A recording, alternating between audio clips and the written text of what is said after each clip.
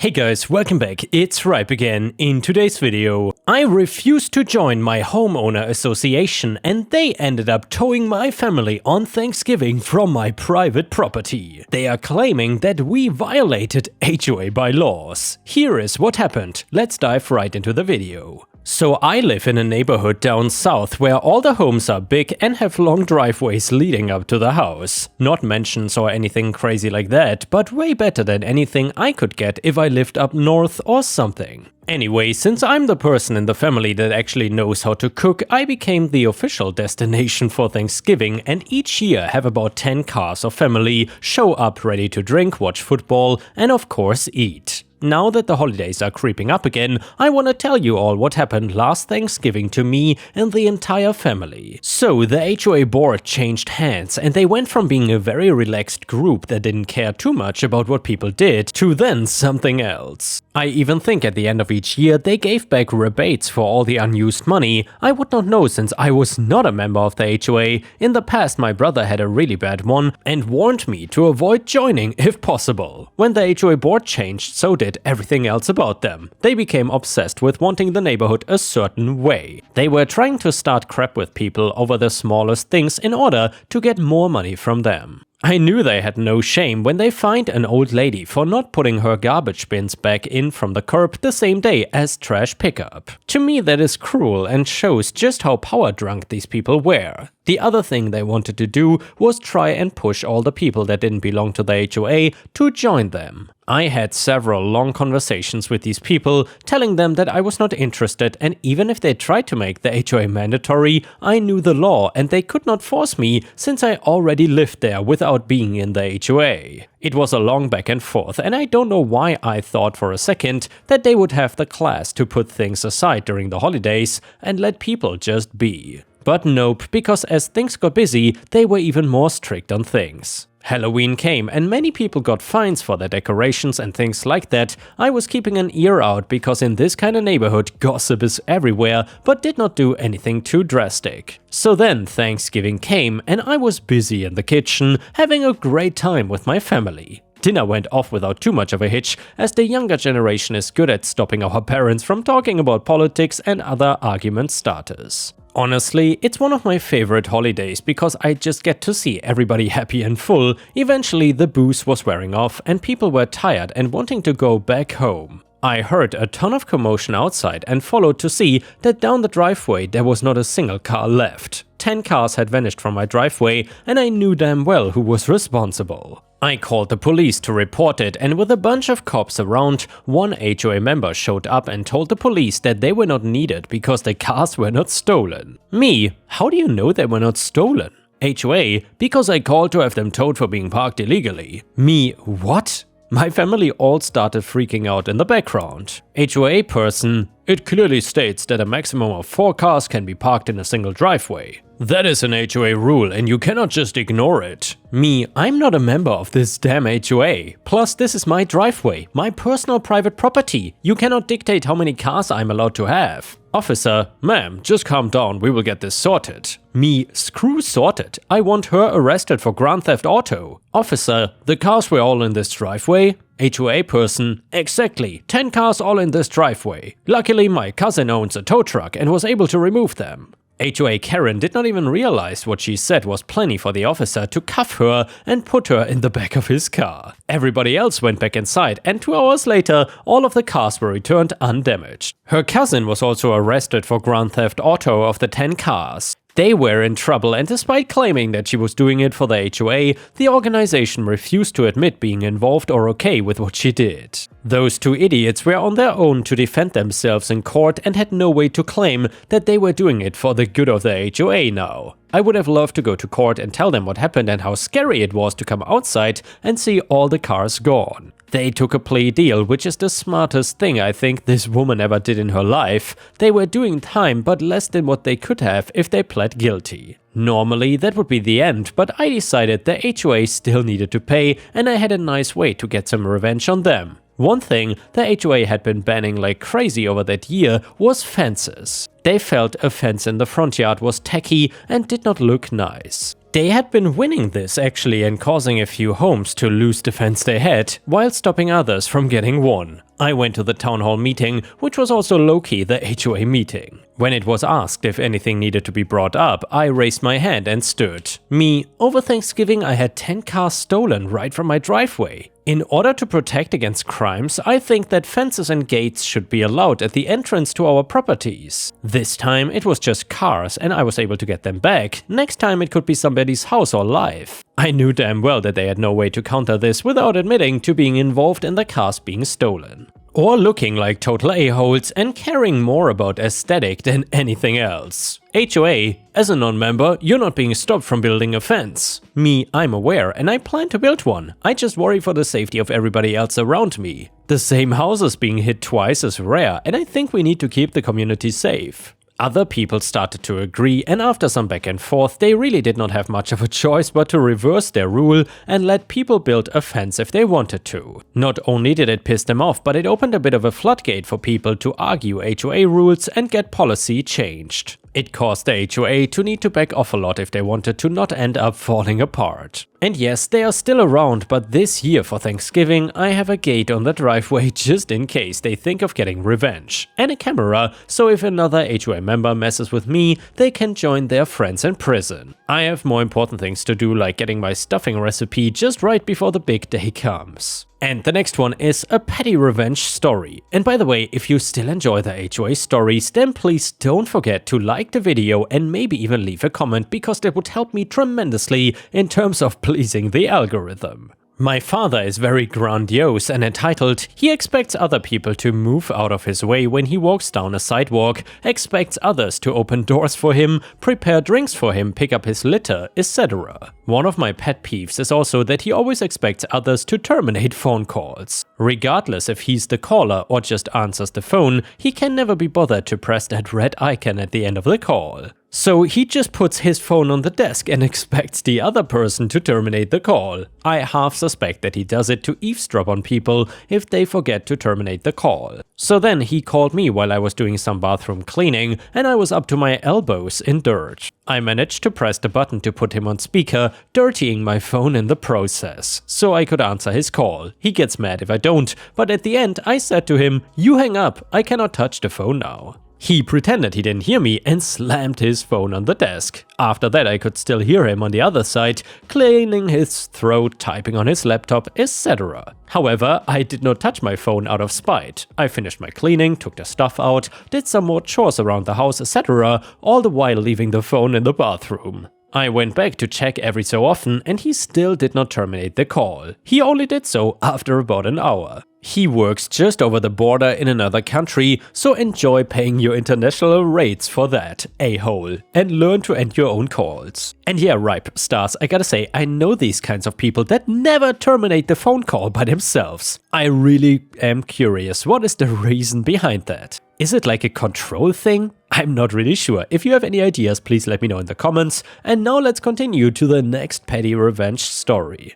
Guess this is the best place for this story, and I guess this is unconscious petty revenge. So the best part of the story just happened a little while ago. I've been craving chocolate chip cookies and was on my way home from errands earlier this afternoon, intending on making some cookies. I could make them completely from scratch. I'm a damn good cook and baker, but I usually buy the fridge rolls and an extra bag of chips and I bake them and they taste just as good as them in my opinion. Basically, no one ever complains when I hand them warm out the oven chocolate chip cookies. I had planned on stopping on the way home and picking the supplies up when I remembered that I had some frozen cookie dough in the deep freezer. I discovered it a few nights ago while looking for something else in the freezer because the tub was at the very bottom. And yes, my freezer needs cleaning out. I bought the tub of cookie dough a year ago, last spring during a high school fundraiser. My friend Sarah, in her mid-30s, has an older sister, Julie, late 30s, with kids in high school.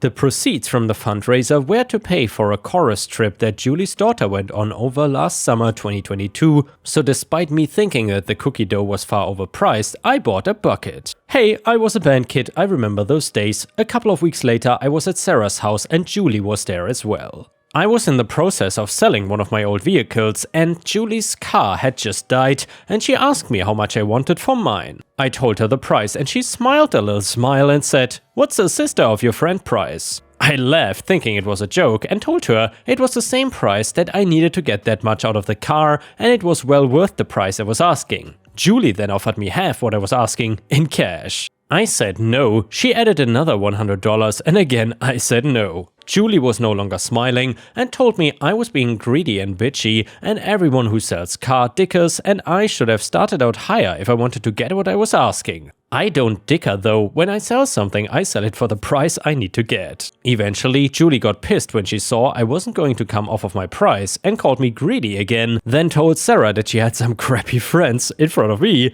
and left. I didn't hear from her or see her again for a few months. Sarah just rolled her eyes and told me to ignore Julie because she could be a real drama queen when she didn't get her way. The cookie dough orders arrived and I picked my bucket up from Sarah. As these things tend to go, I didn't want to make cookies at that moment, so I put the bucket in the deep freeze and promptly forgot about it. It eventually sunk to the bottom of the deep freeze as things got added, subtracted, and moved around. In the year and a half since then, I've been around Julie several times while hanging with Sarah. At first she was very cold to me, but eventually she warmed back up and while we are friendly, I would not call us friends. I do, however, remember Sarah telling me about 6 or 8 months ago that she was so proud and impressed with me that I could be the better person. I was not sure what she was talking about at the time, so I just said thanks. I got home about an hour ago and dug the bucket out of the freezer. Think a 1-gallon plastic ice cream bucket full of cookie dough. I pulled the top off and inside the bucket, sitting on top, was the following note on a post-it. "I hope you choke on it, Karen." I just sat and roared with laughter. This woman thought she was getting a dig into me and kept waiting for me to react for a year and a half. All the while, that little sticky note was sitting in that bucket in the bottom of my freezer. Meanwhile, my friend thinks I'm noble, so I'm thinking Julie confessed that she left a note at some point. No one has ever brought it up to me and I don't plan on mentioning it again. Should someone mention it to me, I will look them dead in the eyes and say, "The cookies were the best I ever had." And then I'm gonna grin. Sometimes revenge is best served cold, and sometimes it's piping hot and melty delicious, as is this cookie I'm chewing on while typing this. I added walnuts and pecans to the dough, as well as extra chips. In the end, I got the last laugh. Oh yeah, and a day after she tried to cut me on the cost of my vehicle, a guy paid full price and said the tires alone were worth what I was asking for it. And by the way, Ripe Stars, let me know in the comments what kind of cookies you enjoy the most. And either way, afterwards we have a story here from r/amIthejerk and we also have an update to it. Since you're always asking for updates for Am I the A-hole stories, I will now pretty much only read Am I the A-hole stories that also provide satisfying updates. This one is titled, "Am I the a-hole for not waking my partner up and causing him to miss a family trip?" So my 26 female and my partner 28 male have 5 daughters, 7, 6, 4, 3 and 5 months. For a long time there's been an issue with him getting up to help with the kids in the morning. He thinks he should be able to sleep in on his days of work, and while I think he should get up when the kids and I do, or we should at least be alternating who lies in a bit. We've been seeing a therapist who has mentioned he should be helping more in the mornings. And recently we had a family trip planned to the zoo with both of our parents, our sisters and their kids. Previously, when we've gone out for the day, I've needed to shake my partner awake several times and he lies in bed while I get the kids ready. He will finally get up 5 minutes before we leave as I shout at him, "I'm getting in the car." I've mentioned to him that this is very frustrating as it's a lot of work getting the kids ready to go out and it's not fair to leave it up to me while he lies on the bed. He would apologize and promised that the next time he would get up and help. The night before the trip I told him that I would need him to be awake at 6:30 AM so we could get everyone ready to leave by 8 AM. He said he would set an alarm and then we went to bed. My alarm went off at 6:30 and I got up while my partner kept sleeping. I decided I was not gonna wake him this time and continued getting the kids ready. At 8 AM he was still sleeping, so I loaded the kids in the car and we set off. We arrived at the zoo at 9:30 and his family asked where he was. I mentioned he was still in bed and chose not to come. At 10:15 AM I got a phone call from him asking where everyone was. I said we went to the zoo as planned, and I waited for him to get up, but he never did. He got really mad and told me that I should have woken him up like I always do, and I caused him to miss the trip. He then called his mom and complained to her, who yelled at me in the middle of the zoo that I was being unfair and I should have given him a shake to let him know he needed to get up and that I was about to leave. And by the way, Ripe Stars, I'm really curious how old this guy is. Is he 15 or something that he has to call his mom? Oh my lord. Anyway, my mother jumped in and said it was not my responsibility to get him out of bed, and he needed to take responsibility for himself. A few more words were exchanged and his family stalked off for the rest of the trip. I had a blast with my kids' parents, sister, and my nephews. When we got home, my partner started on me again about how I should have woken him up. So, Reddit, am I the a-hole for not waking him up and going without him? And by the way, a few things have come up that I want to clarify. He was not always like this. When the oldest two were little, he was always up with them. He even gets up before anyone else to cook breakfast before going off to work. We had to move in with his parents at one point, and that's where things started to change. His family is incredibly misogynistic. The dad works and then comes home, watches TV, and drinks beer while his mom does everything else, including getting him up for work, etc. These beliefs seem to have rubbed off on him, and his mom is very quick to tell him something is the woman's job. He is seeing a therapist independently who has suggested some form of depression maybe. He's generally pretty good otherwise. He will help with dinner, cleaning, putting the kids to bed, etc. He's not entirely useless. Getting out of bed in the morning is a long-standing issue though. He had a vasectomy after baby number 4, which turned out to be incomplete, and I had a hysterectomy. And yeah, Ripe Stars, let me know in the comments whether you think OP is the a-hole here or not. But as I said, the husband in this situation seems really childish, honestly.